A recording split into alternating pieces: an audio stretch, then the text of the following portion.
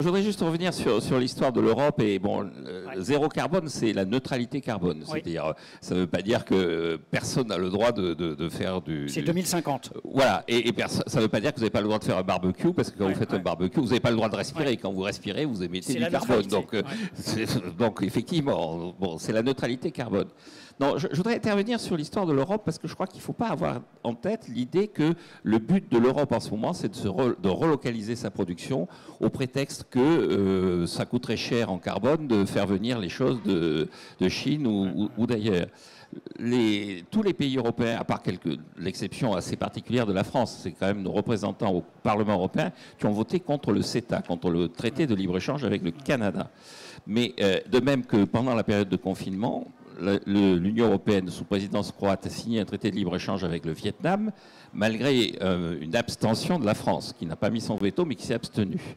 Mais les pays autour de nous sont persuadés que la taxe carbone ne doit pas être un usage protectionniste pour permettre de sauvegarder nos industries en disant on va faire en sorte qu'elles polluent, elles continuent à polluer, et que s'il y a des gens qui sont moins polluants à l'extérieur, on remonte au niveau pour nous autoriser à polluer. C'est pas ça la logique. De même sur la filière bois, il y a quand même, au dernier Conseil européen, le Premier ministre néerlandais, Mark Rutte, a dit à notre président de la République, et qui disait qu'il fallait rétablir la filière bois et tout ça, il lui a dit, est-ce que vous croyez que les gens qui produisent du coton sont obligés d'avoir des industries textiles? Alors, notre président de la République a été un peu surpris, et Mark Rutte lui a répondu, non. Le coton se produit à un endroit, les chemises à un autre endroit, et se consomment dans un troisième endroit qui peut être quelquefois l'endroit où a été produit le coton. Le coton qui est fabriqué aux États-Unis sert à faire des chemises au Bangladesh qui sont portées par des Américains aux États-Unis.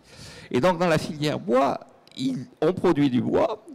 Cette filière va donner au Vietnam, puisque nous avons un traité de libre-échange, ou en Chine, des produits qui vont être des produits finis. Et l'enjeu, c'est l'utilisation de ces produits et surtout de vérifier que dans la fabrication de ces produits vis-à-vis du carbone, l'usinage de ces produits n'a pas généré, a généré une certaine quantité de carbone que l'on va sanctionner à l'entrée sur notre territoire national. Mais je crois qu'un des dangers de la position de la France, c'est de vouloir utiliser les enjeux du carbone et la taxe carbone comme outil de protectionnisme pour essayer de sauver des emplois. Pour relocaliser dans des logiques de filière. Voilà, de relocaliser. D'autant plus que, pour conclure, sur la relocalisation, il va y avoir des emplois à sauvegarder parce que les gens qui sont en télétravail, vous savez, l'autre jour, j'étais à un séminaire à la Défense et il y avait un des participants qui disait désormais le concurrent de la Défense, c'est Orléans et Rambouillet.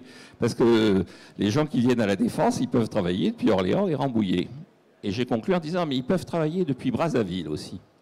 Parce qu'avec les mêmes outils, ce que l'on fait à Orléans pour les gens qui sont à la Défense, on peut le faire aussi à Brazzaville. Et donc le véritable enjeu, c'est pas de relocaliser la filière bois, c'est de faire en sorte que notre main-d'œuvre, les gens que nous faisons travailler, soient suffisamment efficaces pour que la concurrence des Chinois, la concurrence de Brazzaville, ne soit pas capable de détruire nos emplois. Donc l'enjeu, ce n'est pas de relocaliser des emplois, mais c'est de créer des emplois qui n'existent pas ailleurs et qui sont suffisamment performants pour qu'ils ne soient pas détruits immédiatement par des Chinois, des Congolais ou des Vietnamiens. C'est donc la maîtrise des maillons à valeur ajoutée dans la chaîne de valeur plutôt que la maîtrise géographique. Absolument, absolument. D'accord. Ah, voilà, je ne pouvais pas entendre une meilleure phrase avant de partir. Non, mais parce que c'est vrai que pour le bois, il augmente de 20%.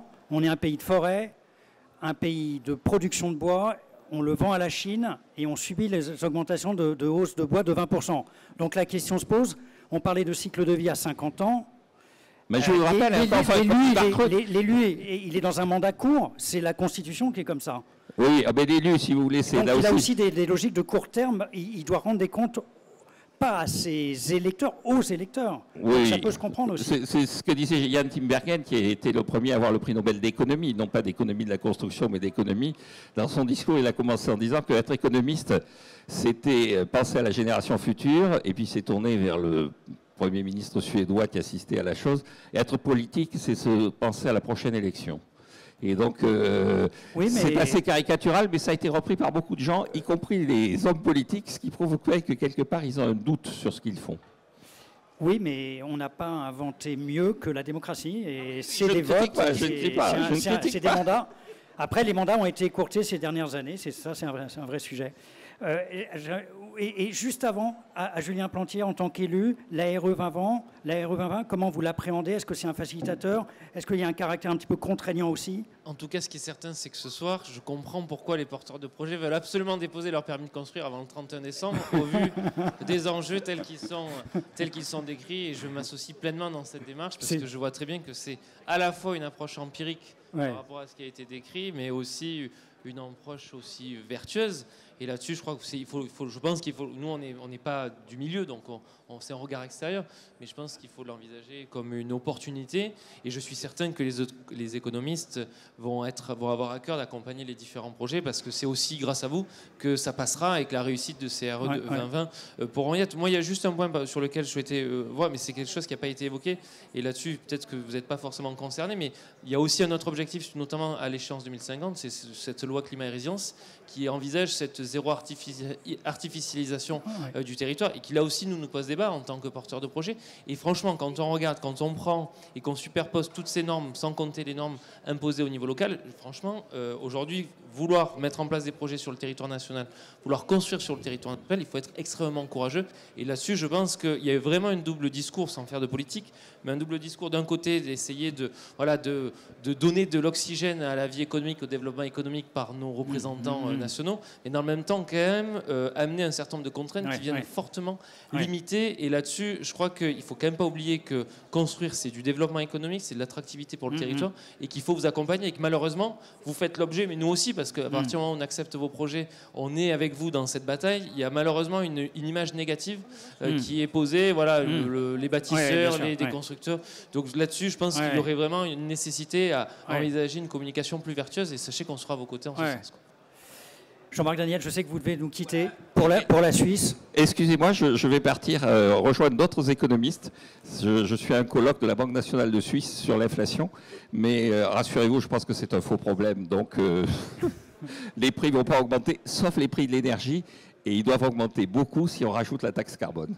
Merci de m'avoir accueilli, et je suis désolé de vous quitter aussi rapidement. Merci Jean-Marc Daniel, qu'on applaudit, on continue un peu le débat.